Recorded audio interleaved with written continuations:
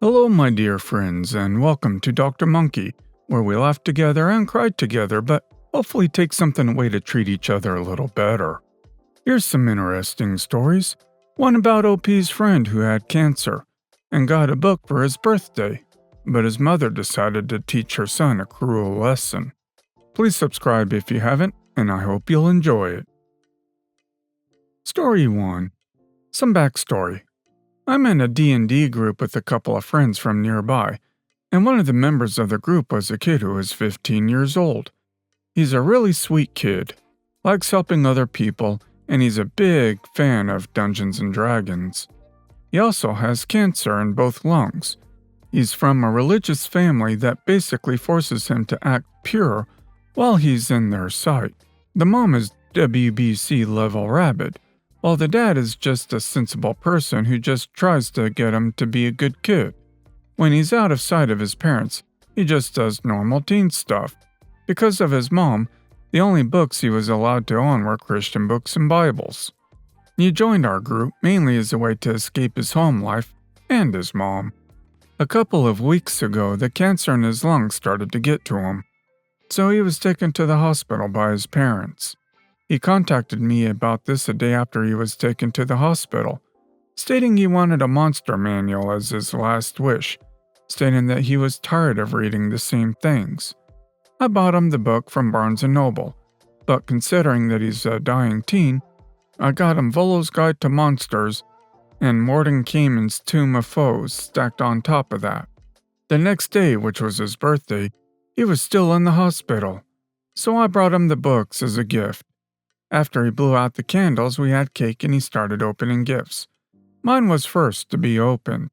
Seeing what they were, he immediately got this humongous grin on his face and hugged me, while his mom stared down at the books with a look of pure disgust, with her husband staring at her with this worried look in his eyes. She picks up one of the books and holds the darn book over it to try and set it on fire. I managed to stop her and demand, "What the heck are you doing? He asked me to get those books, and I'm not going to let you take them away." His mom simply stared me down and said something along the lines of the books are being sinful, satanic, and full of evil, and that her son has no business with them. I retort and say that her son can read what he wants, and that she shouldn't force him to be a Christian.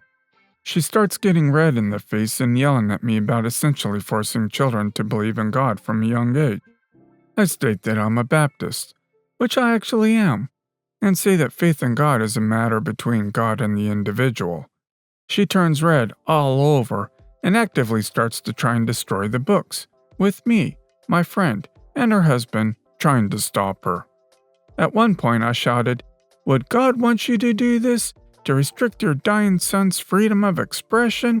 Right in her face. This just sets her freaking ablaze. She tosses the books aside and starts trying to strangle her son, and her husband calls security immediately when she does this. Security got there within a minute or two of us trying to pry Em off her son and drag her away with her shouting, "We're all crazy." Both her husband and my friend charge her with child abuse, assault, and attempted murder. Trial's still going on, and I'll try to update this post as the trial continues. Update. The trial was almost a disaster. Me, him, and her husband all prosecuted against her. The moment she saw us, she tried to tackle us, shouting something about divine retribution, but the officers restrained her. During the whole thing, she kept pinning the blame on me and him, calling us corrupted by sin. Needless to say, she was pronounced guilty of all 3 charges that I mentioned earlier. The moment she heard this, she went crazy and tried to attack the judge, but officers tased her to the floor. Now, she'll be serving for 20 years for the other 3 charges, with 10 more on top of assaulting a court official. Thank you for the support you guys gave us. Update 2. To all who are wondering, my friend is fine. The cancer is gone from his lungs. Oh my God, that's awful. I hope your friend isn't in too much pain. I hate that mom so much. He asked for that, and it clearly brought him joy. It drives me insane that there are people out there that would try and do terrible things to their own children because of a darn book. Story 2. My niece was born in 2015 and she's the youngest child in my aunt's family. She has two older sisters who are 20 and 14. For context, we live in Asia where the culture and parenting style are fairly different from the West. Usually we are more familiar with tough love and our parents being very strict. My aunt's family is no exception. I can remember coming over to hang out with my cousin, let's call her Mai, who is now 20, and seeing her being beaten and yelled at for the tiniest mistake. Their family also struggles financially, which brought more responsibilities on Mai as she is the oldest child. She probably spent most of her childhood looking after her younger siblings, and this is when the brat comes in. I've interacted with many children from all ages, but I've never seen a child who's as entitled, disruptive, loud, and spoiled as her. Let's call her Anne. Ever since she was born, Anne has been the center of attention. Even though she's 7 now, her sisters still have to spoon feed her, and she would refuse to eat if there wasn't an iPad or a phone in front of her. If Anne doesn't get what she wants, she will throw a tantrum and make a scene, regardless of the situation, until she's satisfied. Funny thing is, my aunt seems to be okay with Anne acting like this. She would choose the easier way of giving her spoiled brat what she wants instead of teaching her boundaries. What's even funnier is how my aunt still expects her oldest daughter to do the parenting, despite my being old enough to have her own life now. She's not allowed to move out. Anne grows up to be more and more entitled while her siblings receive little attention. Recently, the middle child of my aunt's family was diagnosed with severe scoliosis at 13 due to incorrect studying posture over the years, which could have been avoided if her parents paid enough attention to her. My aunt also expects others, including me or anyone on my mom's side, to look after Anne. Whenever I refused to let Anne cross boundaries, my aunt would criticize me for being petty.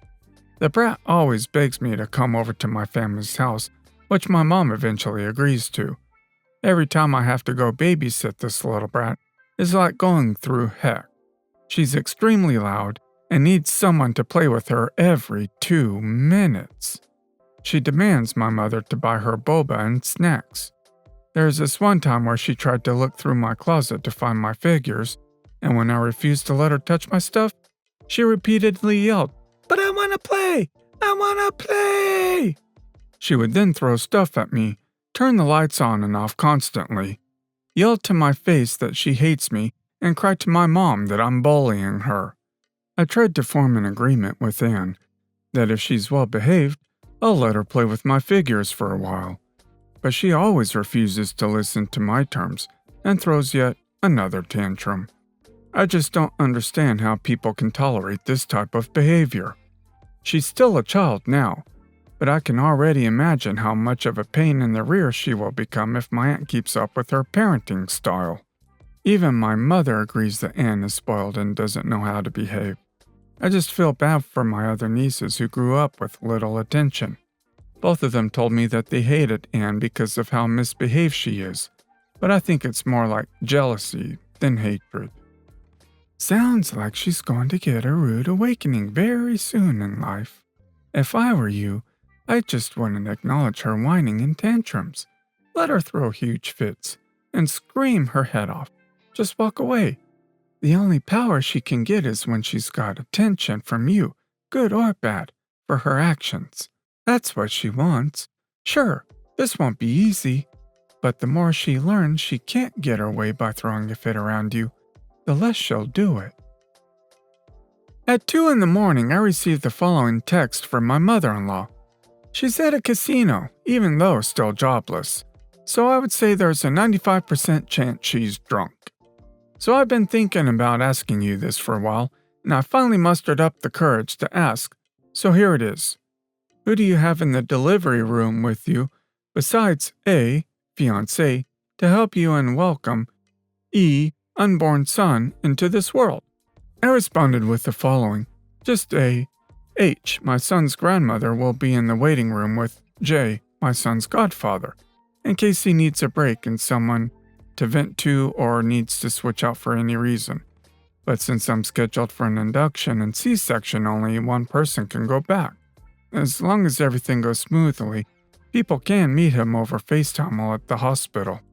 I'm not sure how many visitors they allow, but I know they said I can have one person in the room while I'm giving birth, and another outside ready to switch in case needed.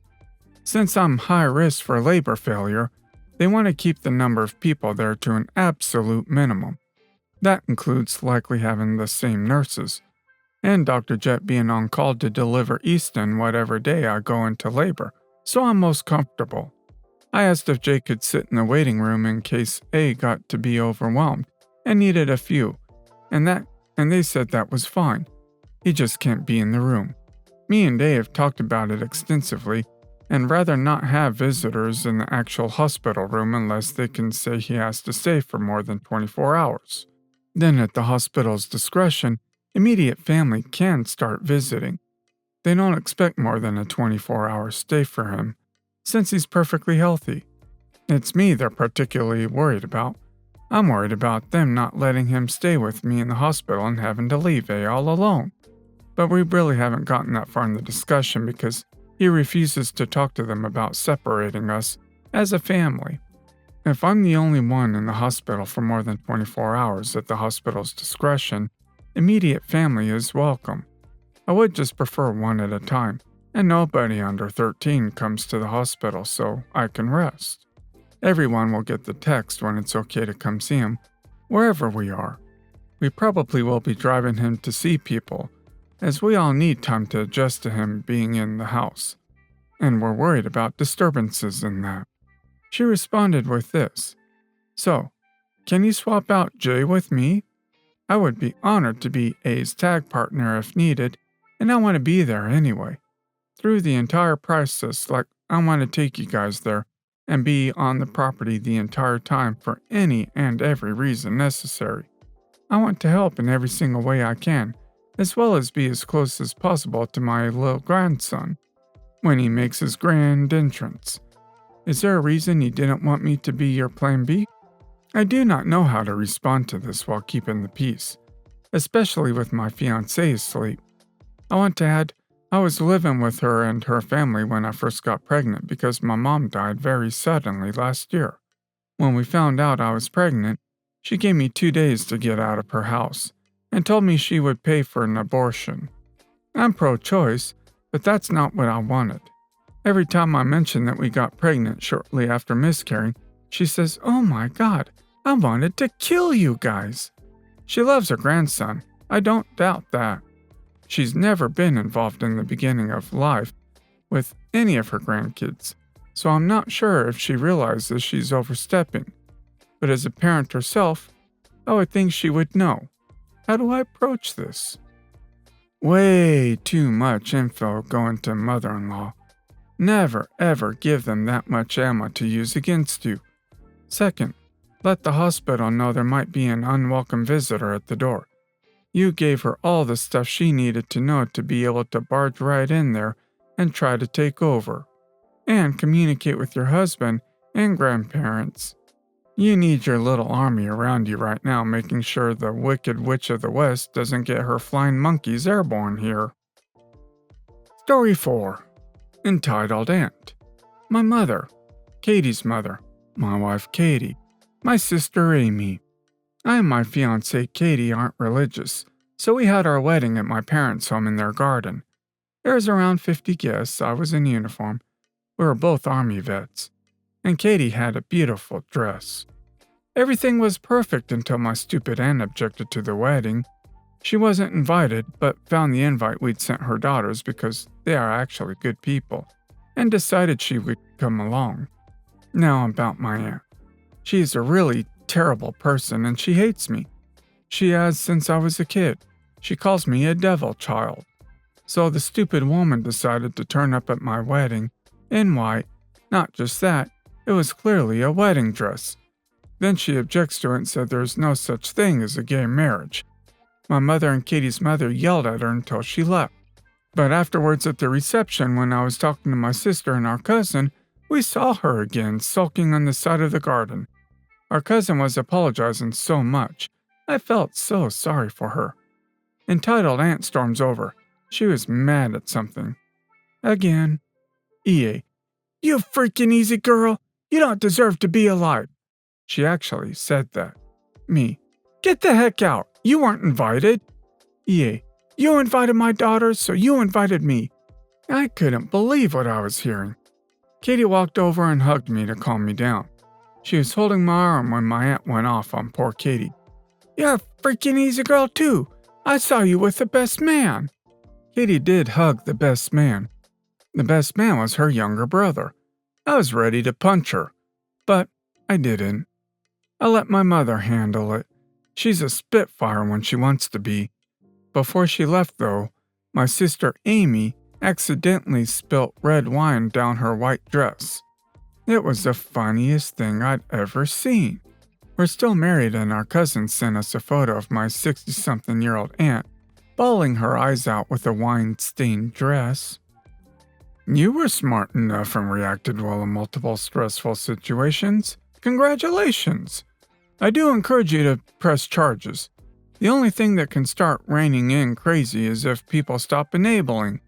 Keep in mind this is a grown woman breaking into a house to assault a minor. This is not a minor thing. Well guys, that's all for today. If you liked this video, please consider subscribing. And if you missed the last episode on the channel, I'm gonna link it right here. The story's about OP who cut off her mom and told her she will never see her grandchild. Months later, OP received a video from her mom, so watch to find out what happened next. Check this out if you haven't, and I'll see you next time on Dr. Monkey.